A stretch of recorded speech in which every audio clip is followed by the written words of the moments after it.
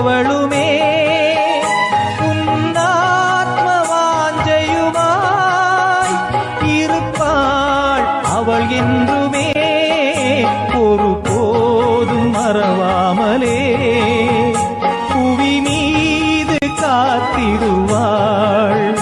ஒரு போதும் மறவாமலே புவி மீது காத்திடுவாள்.